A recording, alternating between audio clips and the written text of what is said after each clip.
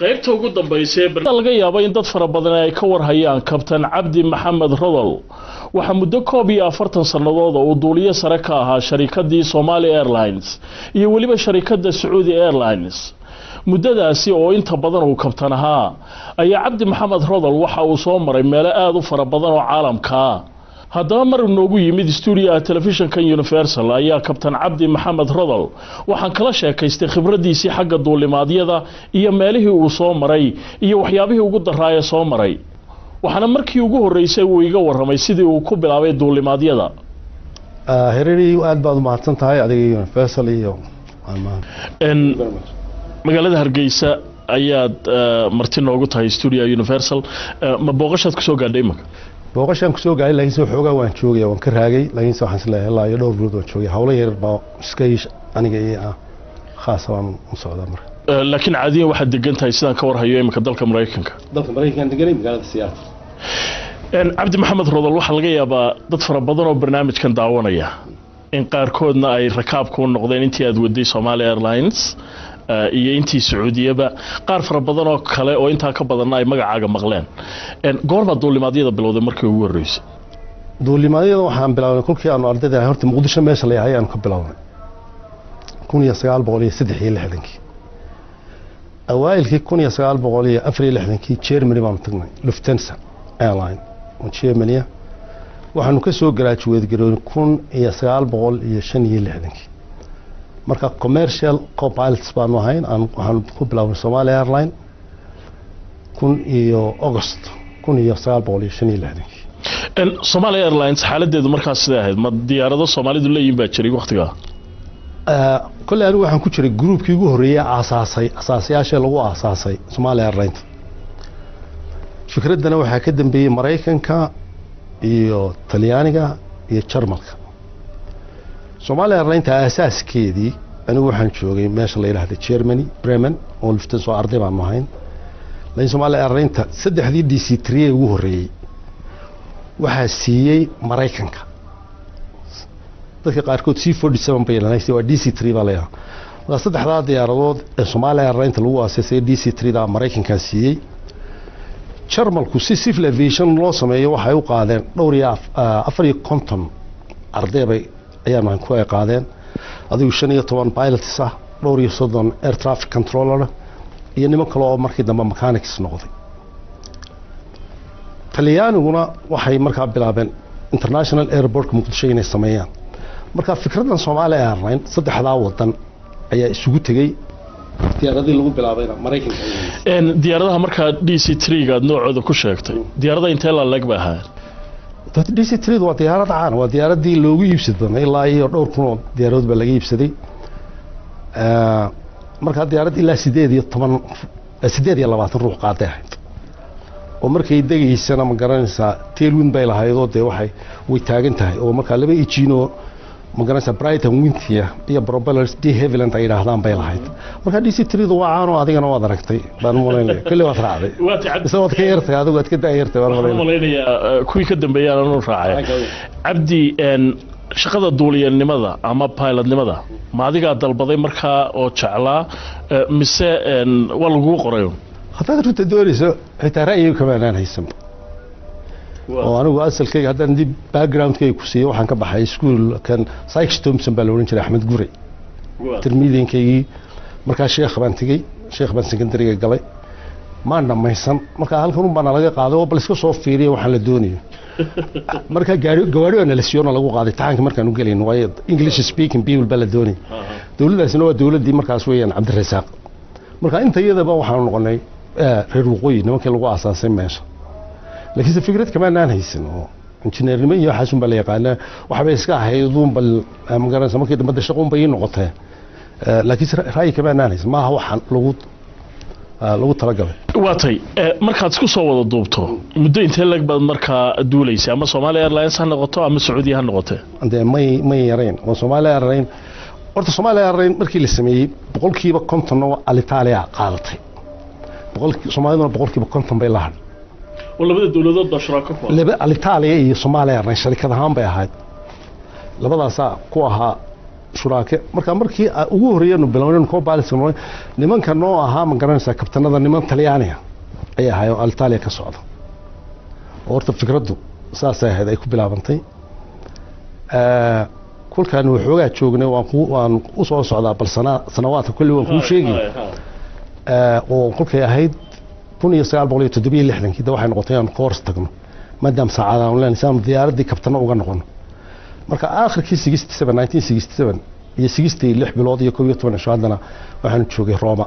aniga rag kale oo saaxiibada guruubadii kamid ahaa markaa dabadeed markaan soo noqon dabadeed baan adigu nimanka kabtanada Talyaaniga lagala wareegay meesha oo aanuna kabtana noqon marka hadda sanadkii dib ugu noqdo maadaama aan bilaabay 1965 kii Somali Airlines waxaan u shaqeynayay ilaa intay burbureysay marka ilaa 26 sanadood noqonay ilaa 19 kii burburkii hadda iminka eegtana wax bedelay ma jiraan meesha wali aan ma ka chief pilot marka dabadeed Saudi Arabian Airlines waxaan u shaqeeyay 12 sanadood waxaan ka retire garoobay 11 December 2004 marka waxaan ugu duulay 6 sanadoodna diyaarad la yiraahdo Airbus 300 oo Saudi Airlines marka haddana waxay siiyadu course baan siyaata lu tagay marka 6 sanadood waxaan ugu duulay diyaaradaha la yiraahdo 777 amba dadka qaarkood ay ahaan 777 waa Boeing Airbus kuna waa Airbus kaliya baaba ka dambeysay marka 787 taas baa ka dambeysay abdi waynu u iman doonaa Saudi Airlines iyo duulimaadyadii aad la samaysay laakiin Somali Airlines hadaynu ku horeyno waqtiga aad ku beertay imisa meelood bay tagi jirtay wallahi Somali Airlines horta meelo badan bay tagi jirtay meelo waxa jirtay Muqdisho iyo Southka Talyaaniga waxa furan diyaarad military ah jiray oo si ay boosta u qaadaan day tagi jiray Muqdisho intay ka tagaan weygii mar Hobyo aad ka tagayso gaalkacayo dib aad ugu noqonayso ma garanaysaa garoowe oo labadii week bay isku shuban markaas taas adigu marka boosaaso qandala caloolad ku dambeynaysa caloolad saxan jir labadii week mar oo boosta ina lagu tuuray qaarkood labadii jiin ma baqtiinaysid inaan waxa la socdo baasha karaanaya ka ruuxna uu soo fuulayaan boosta ku tuuray jiinka la baqtiinaya meel qaarkood marka horta loo kali xagaas ugu badnaa laakiin sidee diyaaradu xitaa Ceerigaabiye baan ku tagi jiray cadaahid oo DC3 da waxa la tagi jiray Dar es Salaam waxaa la tagi jiray Nairobi wax international iyo Cadan markii ugu horeysay la bilaabo laakiin 68 wixii ka dambeeyay DC3 saddexdii DC3 waxa lagu soo kordhiyay laba five counts kana waxa weey Ingiriiska sameeyay waxa loo qoraa five count oo kale five count oo diyaarado ma garanaysaa de African oo propellers la weeyaan waa diyaaradii ugu horeeyay autopilotna tii hore pilots ka ahaynay oo de pressurizer oo meel kale tagaysay ilaa 18 kun tagaysa markaas adigu labada diyaaradood baa Somali Airlines ugu xigay five counts waa laga baxay mar dambe oo waxa lagu bedelay diyaarado Fokker laba Fokker baa lagu bedelay kuwan aanu soo gaaray waa kuwa weyn Fokkerkaas soo gaaray Holland laga iibsaday jadka Somali Airlines waxay soo gelisay oo aanu course aanu tagay 1974 Mareykan Boeing 707 ma waxay ahayd 720 baa laakiin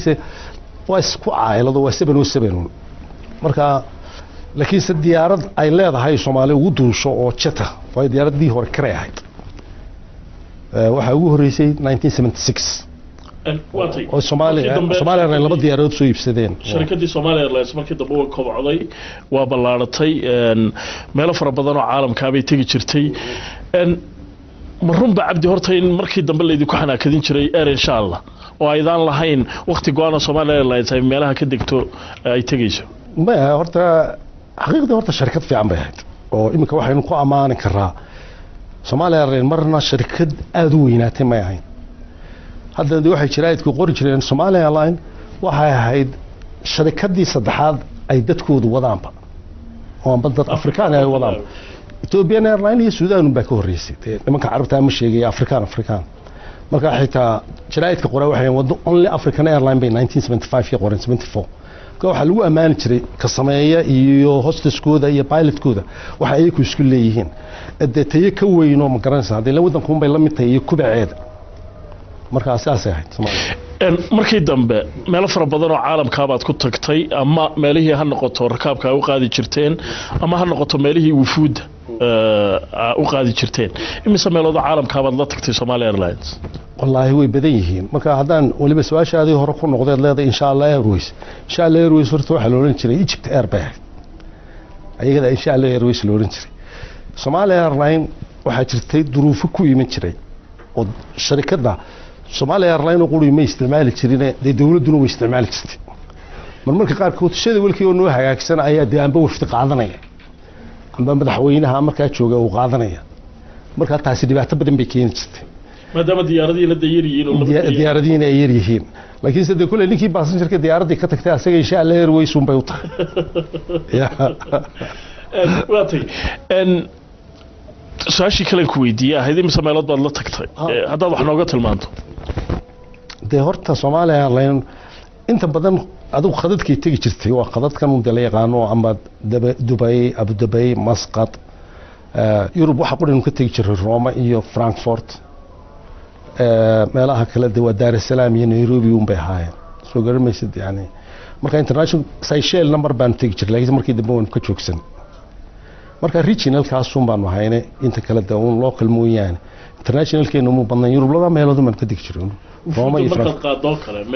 wufuuda meelayna ka digin malaha meelayna ka dejin malaha wufuuda lama malayn karayo xitaa ilaa Mareykan maan diyaarad ka dejino aanu markaa xitaa ilaa New York waan ku tagnay inta badan Cabdi muddada 40 sanadood ku dhawaad duuleysay kabtan baad ahayd Soomaa inta badan intii hore ayaa kabtan baan ahaa laakiin inta badan dhowr iyo soddon waxa ahaa kabtan baan ahayd markii hore co-pilotka ma garanaysa dhowrkii sanadood hore mooyaan inta badan kabtan baan Cabdi haddii aan ku weydiiyo haddii lagu yiraahdo shaqo ahaan shaqada duuliya ama pilotku maxay kaga duwan tahay shaqooyinka kale dadku qabtaan oo dhan maxaad ku tilmaami lahayd horta regulation badan baa loo sameeyay sharciyo badan oo maadaam duulimaadku bini'aadmigu ku cusbaa oo xaqiiqdii ay ka baqanayeen dadku inay hawada tagaanba oo sharciga waa la adkeeyay marka wax walibana it goes by the book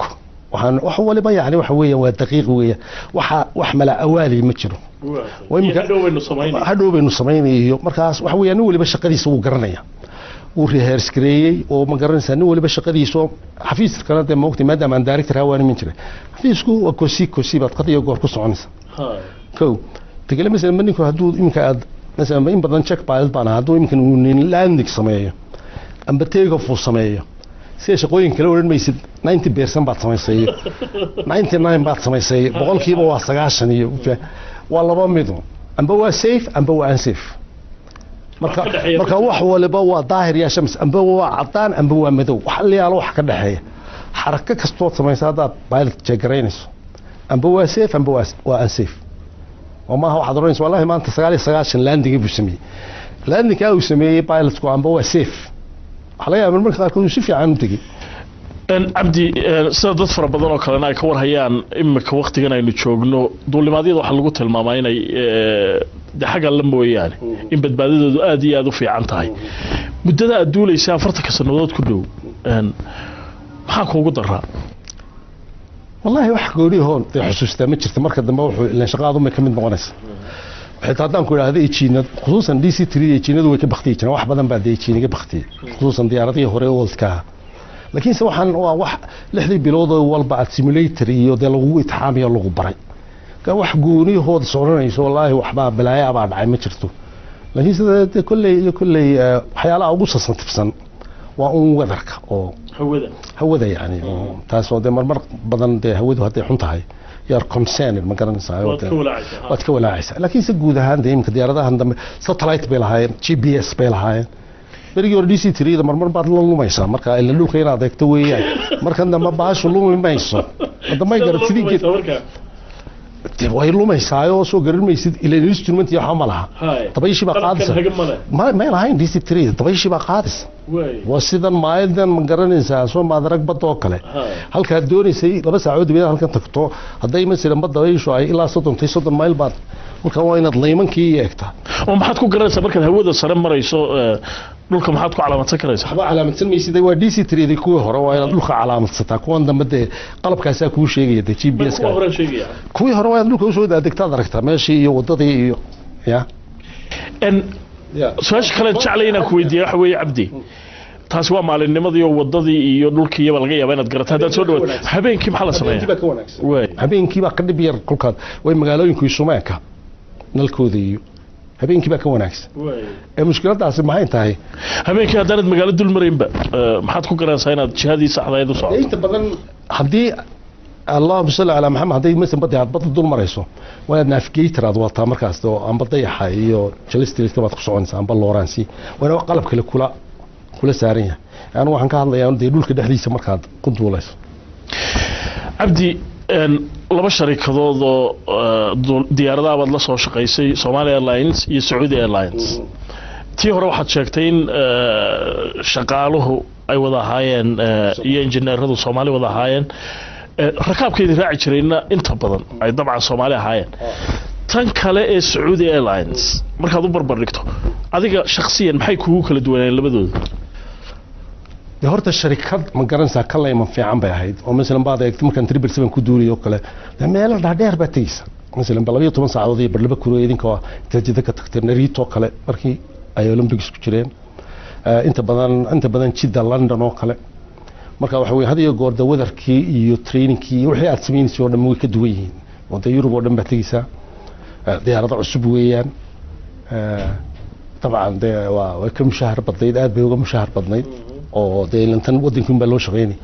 ma hada hadana anigu waxaan jeclaa Somali Airlines oo leeno taasida waa wadankayga baa ay ku tabcayso xoogaygu ku jira tan qowsaar oo ka shaqeysanayo baad waatay Cabdi Maxamed Rodol aad iyo aad baad u mahadsantahay